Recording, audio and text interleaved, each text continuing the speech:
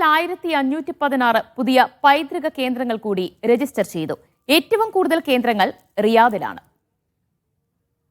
പുരാവസ്തു കേന്ദ്രങ്ങൾ സംരക്ഷിക്കുന്നതിന്റെ ഭാഗമായാണ് നടപടി. സൗദിയിൽ 1516 പുതിയ പൈതൃക കേന്ദ്രങ്ങൾ കൂടി രജിസ്റ്റർ ചെയ്തു എന്നാണ് കണക്ക്.